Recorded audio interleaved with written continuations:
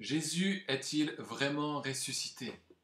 Récemment, quelqu'un me partageait cette interrogation qu'elle avait entendue d'une personne. Dieu peut-il vraiment être vivant quand on regarde le marasme actuel? Cette question récurrente quant au fait de croire que Dieu est vivant est récurrente.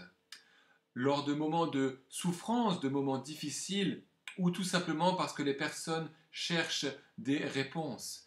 Et cette question sera le titre de mon message. Jésus est-il vraiment ressuscité? Et pour ce faire, je vous invite à faire avec moi un voyage dans le temps et de revenir en arrière il y a quelques 2000 ans de cela.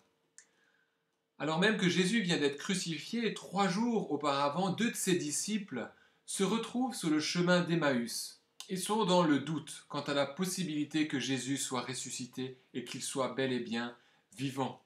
Et je vous invite à lire ce passage avec moi dans l'évangile de Luc au chapitre 24 et nous lirons dans un premier temps les versets 13 à 21. Luc chapitre 24, les versets 13 à 21. Ce même jour, deux disciples se rendaient à un village appelé Emmaüs, éloigné de Jérusalem d'une douzaine de kilomètres. Ils discutaient ensemble de tout ce qui s'était passé. Pendant qu'ils parlaient et discutaient, Jésus lui-même s'approcha et fit route avec eux. Mais leurs yeux étaient empêchés de le reconnaître. Il leur dit: « De quoi parlez-vous en marchant pour avoir l'air si triste ?» L'un d'eux, un dénommé Cléopas, lui répondit: « Es-tu le seul en séjour à Jérusalem qui ne sache pas ce qui est arrivé ces jours-ci » ? Quoi ? Leur dit-il. Ils lui répondirent: « Ce qui est arrivé à Jésus de Nazareth, qui était un prophète puissant en actes et en paroles devant Dieu et devant tout le peuple. Et comment les chefs des prêtres et nos magistrats l'ont fait arrêter pour qu'il soit condamné à mort et l'ont crucifié. Nous espérions que ce serait lui qui délivrerait Israël, mais avec tout cela, voilà déjà le 3e jour que ces événements se sont produits. » Et j'aimerais aborder un premier point avec vous, c'est le fait d'abandonner ces filtres.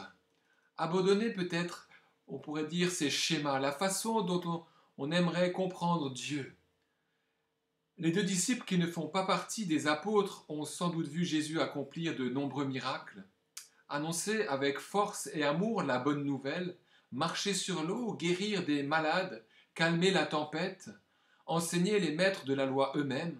Peut-être ont-ils même participé à ce dernier repas de la Sainte Seine. Mais voilà qu'il y avait tant d'espérance mis en Jésus, celui qu'ils pensaient être le libérateur face à l'envahisseur, et que Jésus a été crucifié. Il a été mis au tombeau. Et il faut bien préciser que les Juifs à l'époque attendaient et s'attendaient à un Messie qui allait venir victorieux et qui anéantirait le pouvoir de l'oppresseur romain. Et nos deux disciples sont déçus. Déçus de la fin de Jésus, en qui ils avaient mis toute leur espérance. Le verset 21 nous dit: « Nous espérions que ce serait lui qui délivrerait Israël. » Mais avec tout cela, voici déjà le 3e jour que ces événements se sont produits. Nous espérions. Il y avait de l'espoir en Jésus. Et sans aucun doute qu'ils croyaient de tout leur cœur au message de Jésus, mais certains filtres demeuraient. Et ces filtres les empêchaient de croire en la résurrection. Cela leur était impossible à cause de leur incrédulité. Et plus loin dans le texte, nous lirons que Jésus leur dira: « Hommes sans intelligence, dont le cœur est lent à croire. » Les disciples sont tellement occupés de leurs propres pensées quant à ce que Jésus aurait dû faire et comment il aurait dû faire, qu'ils n'arrivent pas à croire à ce que Jésus leur a annoncé personnellement, c'est-à-dire le fait qu'il souffrirait, qu'il allait être mis à mort, mais aussi qu'il allait ressusciter. Et c'est cela la bonne nouvelle ce matin, parce que Jésus est bel et bien ressuscité. Nous passons toutes et tous par des épreuves, par des moments où nous avons l'impression d'être secoués comme des cocotiers, où nous ne comprenons plus les circonstances de nos vies, où nous avons l'impression même de couler, de perdre complètement le pied et de ne plus savoir comment faire pour s'en sortir. Mais la manière dans laquelle je vois Jésus aujourd'hui aura une influence sur la manière avec laquelle je vais appréhender mes circonstances. Comme je le disais, à l'époque, les Juifs attendaient un Messie glorieux qui anéantirait l'envahisseur romain. Donc si tout comme les disciples, je vois Jésus comme le super-héros et que je le limite à un certain rôle, je risque de désirer de mauvaises choses. Je risque d'être déçu lorsque Dieu ne répond pas à mes prières comme je l'aimerais. Alors bien entendu que Dieu est notre héros et on a pleine confiance en lui, mais ne le limitons pas à certains schémas. Et ne prions pas à force de croire que Jésus doit répondre à nos prières telles quelles, des prières comme je te demande d'anéantir tous mes ennemis ou je te demande de me donner gain de cause. Demandons le discernement à Dieu sur la façon dont nous avons à prier, à lui demander les choses. Osons regarder Jésus avec un regard nouveau ce matin. Demandons-lui de laisser tomber nos filtres. Ce passage des disciples d'Emmaüs nous encourage à chercher la pensée de Dieu plutôt que de rester focalisés sur celle que nous aimerions personnellement. Nombreuses sont les personnes, même parmi les chrétiens, qui pensent que Jésus est venu pour améliorer notre confort quotidien. Si Dieu existe, il ne devrait pas y avoir de souffrance dans le monde. Et dès lors qu'une épreuve survient, ces personnes ne comprennent pas pourquoi. Elles perdent pied, elles se révoltent peut-être même.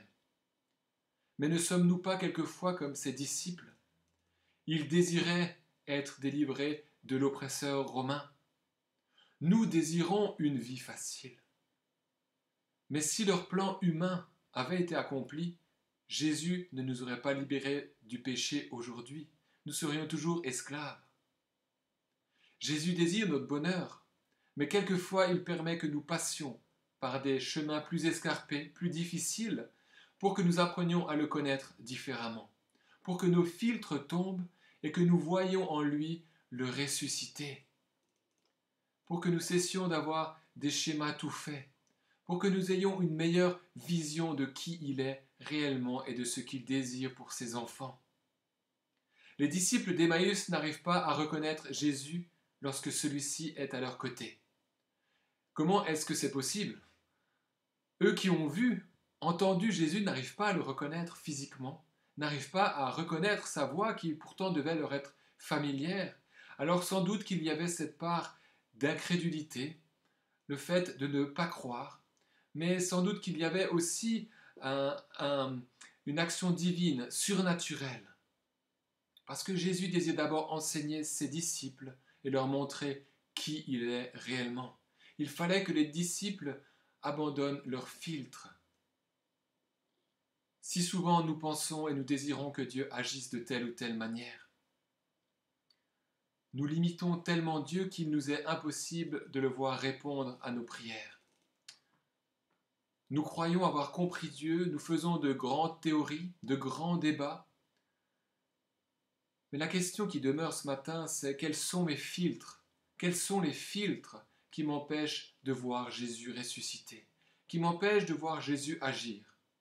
Et la réponse se trouve en partie dans la compréhension que j'ai de lui et dans la relation que je vais avoir avec lui dans le lieu secret, que je vais avoir avec lui quand je vais prendre du temps dans la lecture de sa parole. Si ma relation avec Dieu se cantonne au dimanche matin, je ne peux pas m'attendre à le connaître, à le reconnaître. Quand tout va bien, tout ira bien et il n'y aura aucun problème. Mais lorsque le doute survient, qu'adviendra-t-il? Nous sommes engagés, nous sommes encouragés à abandonner nos filtres et à nous laisser enseigner par Jésus au travers de sa parole, à chercher sa présence dans la prière. Notre relation à Dieu doit s'approfondir. Alors même que nous vivons des temps de confinement, je nous encourage à lire la parole de Dieu, la Bible, à méditer dessus, à prier. Je nous encourage à passer du temps dans la présence de Dieu. Les disciples d'Emmaüs pensaient et désiraient que Jésus les délivre de l'oppresseur romain. Ils n'avaient pas compris que la délivrance était celle de l'esclavage du péché, afin que ceux et celles qui plient le genou devant Jésus et reconnaissent leur état de pécheur puissent être libérés de ce joug et pardonnés. Le premier point, c'était de laisser tomber nos filtres, de laisser tomber ces filtres Et la deuxième chose que j'aimerais voir avec vous, c'est entre doute et espérance. Et pour ce faire, nous allons lire quelques versets encore plus loin, les versets 21 à 24, toujours dans l'évangile de Luc, chapitre 24, les versets 21 à 24. Nous espérions que ce serait lui qui délivrerait Israël. Mais avec tout cela, voici déjà le troisième jour que ces événements se sont produits. Il est vrai que quelques femmes de notre groupe nous ont beaucoup étonnés. Elles se sont rendues de grand matin au tombeau et n'ont pas trouvé son corps. Elles sont venues dire que des anges leur sont apparus et ont annoncé qu'il est vivant. Quelques-uns des autres sont allés au tombeau et ils ont trouvé les choses comme les femmes l'avaient dit. Mais lui, ils ne l'ont pas vu. Il est étonnant de voir ces deux disciples quitter Jérusalem. Ils ne quittent pas seulement une ville, mais la communion fraternelle. Ils se séparent de leurs frères et sœurs en Christ. Lorsque le doute vient, notre premier réflexe est malheureusement souvent de nous replier sur nous-mêmes, plutôt que de rechercher la présence d'autres chrétiens, leur aide précieuse dans l'intercession. Alors bien entendu, quelquefois nous avons besoin d'être seuls. Il est nécessaire d'être seuls. Mais ne restons pas seuls trop longtemps. Quand nous avons des problèmes, mais aussi quand tout va bien, cherchons la présence, la communion fraternelle. Nous avons besoin du regard de Dieu sur nos circonstances. Nous avons besoin de garder les yeux fixés sur Jésus. Notre espérance ce matin, alors que nous fêtons ce dimanche de Pâques, sa résurrection, mais bien sûr que Jésus est ressuscité tous les jours. Il est encore ressuscité, il sera ressuscité demain et nous croyons qu'il est ressuscité et qu'il revient bientôt. Mais souvent nous ressemblons à ses disciples. D'un côté l'espérance, de l'autre côté le doute. Et je dis cela avec beaucoup d'humilité parce que je me rends compte que personnellement, moi-même, je peux aussi avoir des moments tout d'un coup de doute et il y a l'espérance. Mais plus nous avançons dans la connaissance de Dieu, plus l'espérance demeure. Osons placer nos projets devant Dieu, osons demander son regard et osons sortir des schémas que nous avons de Dieu. Laissons-le lui agir toujours plus. Dans notre texte, nous voyons les disciples en situation d'échec. Eux qui ont suivi Jésus, eux qui avaient une place privilégiée à côté de lui, peut-être une place que certains même enviaient. Leur maître a été cloué sur une croix, mis au tombeau, et imaginez juste un instant le sentiment des disciples. Sans doute beaucoup de déception, mais peut-être aussi de la honte. Avons-nous eu raison de suivre Jésus ? Et quand nous vivons des échecs dans nos vies, nous pouvons ressentir un sentiment de doute, de déception, d'humiliation, mais aussi peut-être de honte. Mais nous pouvons aussi croire qu'un nouveau départ est possible. Avec Jésus, un nouveau départ est possible. Alors même que nous vivons des situations d'échec, des questions résonnent. Les messages que j'ai entendus le dimanche matin, les promesses que j'ai lues dans la Bible, mais elles sont belles, mais est-ce vraiment possible dans ma situation ? Jésus a promis d'être avec nous tous les jours jusqu'à la fin du monde. Pourtant, mon mariage bat de l'aile, mes factures s'amoncellent, je suis au chômage, je ne suis pas guéri. Et tant de questions peuvent survenir en fonction des circonstances de vie de chacune et chacun. Entre doute et espérance, Jésus est là et s'approche de toi. Jésus est ressuscité. Il est bel et bien ressuscité. Croyons-nous cela ? Jésus est ressuscité. Quelle bonne nouvelle ! Les disciples naviguaient entre le doute et l'espoir. Quel contraste entre le Jésus glorieux, puissant, en actes et en paroles, comme nous lit le texte, et le Jésus crucifié par les chefs religieux. Quel contraste entre ce Jésus porteur d'espoir et le troisième jour, où certaines femmes ont vu Jésus au jardin, mais que ces deux disciples d'Emmaüs ne l'ont pas vu. Les disciples sont attristés par les événements. Ils sont en plein doute, en proie au découragement. Ils ne savent plus trop quoi penser et ils réfléchissent à tout cela. Mais par-dessus tout, ils ont besoin de l'enseignement de Jésus pour passer du doute à l'espoir. Parce qu'il est toujours possible d'espérer. Et en Jésus, il y a une espérance. Et si aujourd'hui tu te trouves dans une situation désespérée, j'aimerais te dire que Jésus n'a pas dit son dernier mot. Jésus n'a pas dit son dernier mot. Il t'accompagne. Et s'il ne se révèle pas ou ne répond pas de la manière à laquelle tu t'attends, c'est qu'il a ses raisons. Reste attentif. Il va répondre.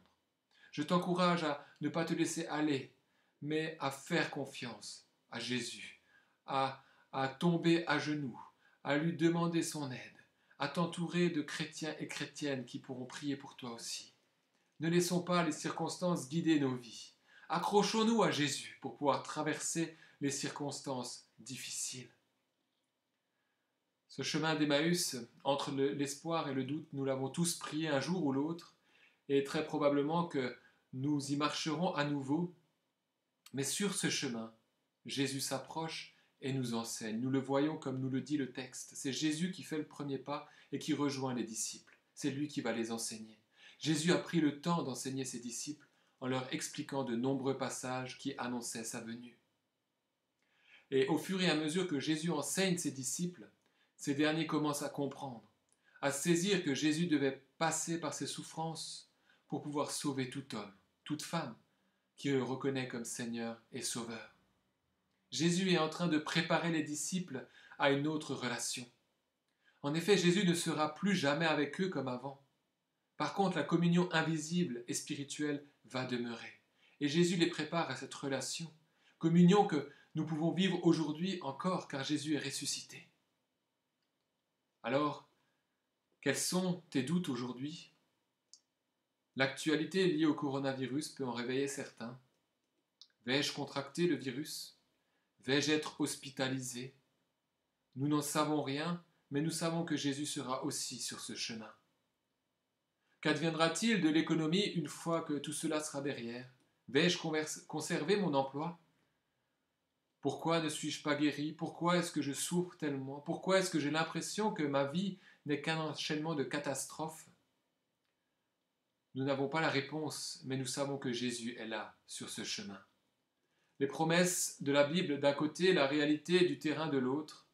Mais Dieu n'est pas un homme pour mentir, nous dit la Bible, et il reste là. Et tout comme il s'est approché des disciples sur ce chemin d'Emmaüs, j'aimerais nous encourager. Jésus s'approche de nous. J'aimerais t'encourager. Jésus s'approche de toi dans tes moments difficiles parce qu'il est ressuscité. Et ce texte est vraiment porteur d'espoir pour ceux et celles qui sont aujourd'hui au bord du désespoir.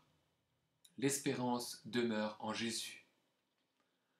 Jésus nous invite ce matin à laisser nos schémas, nos raisonnements pour le laisser agir, pour que lui puisse agir puissamment dans nos vies à sa façon, à sa manière, pour que son nom soit glorifié.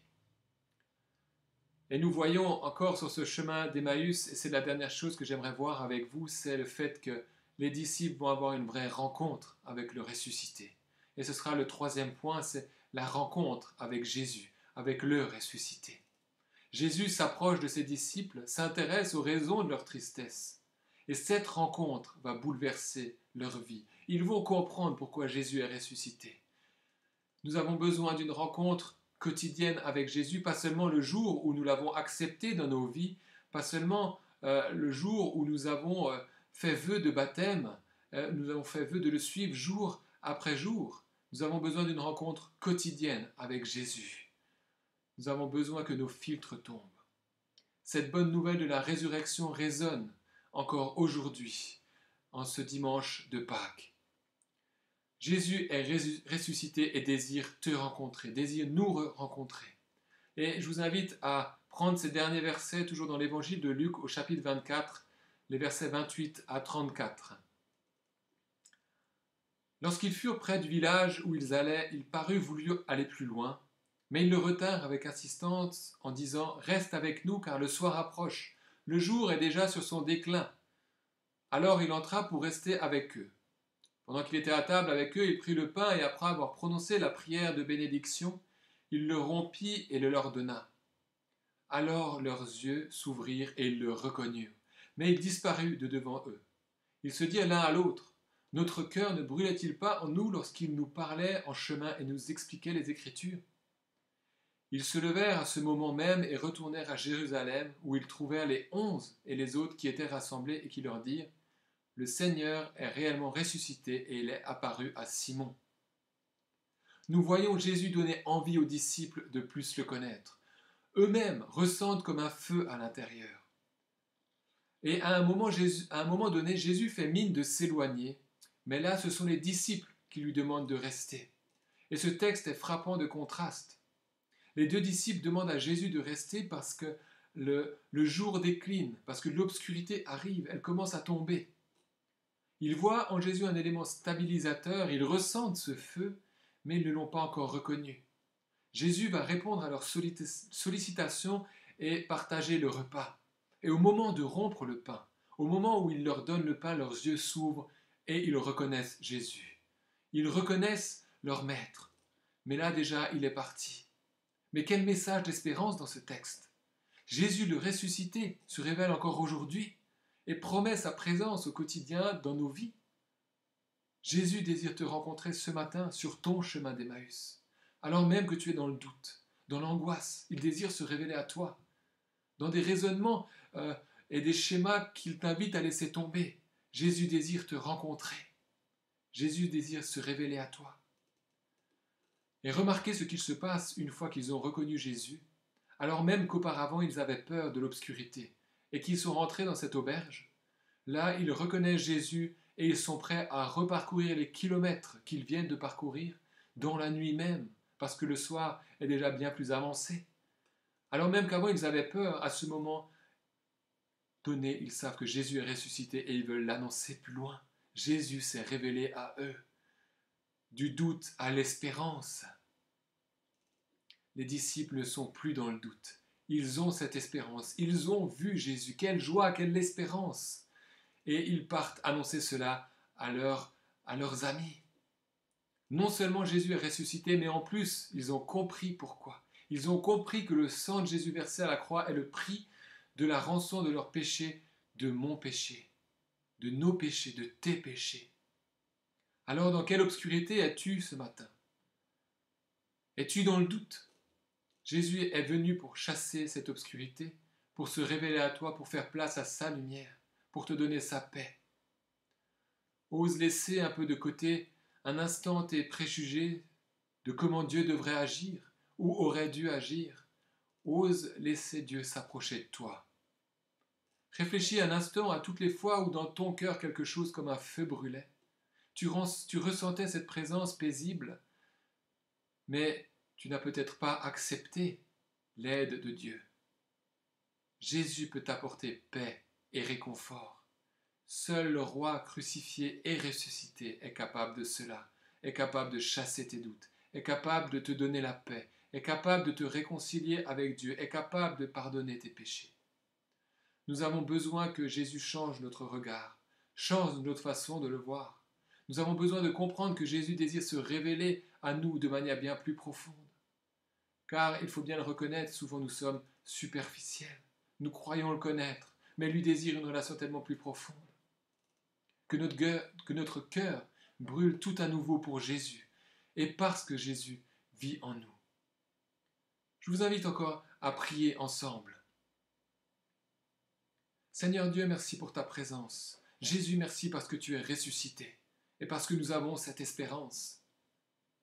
Seigneur, viens au secours de nos regards, au secours de nos filtres. Pardon pour les fois où nous aimerions que tu agisses de telle ou telle manière et que ce n'est pas ta volonté. Donne-nous de discerner ta volonté, Jésus.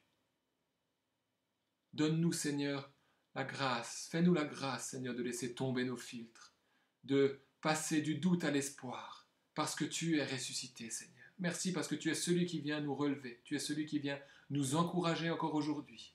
Merci, Seigneur Jésus, parce que tu es ressuscité, et qu'en toi il y a la vie, en toi il y a l'espérance. Et alors même que le monde est chamboulé, tu ne changes pas, et tu es toujours ressuscité. À toi la gloire. Amen. Une bonne journée à chacune et à chacun, et à bientôt.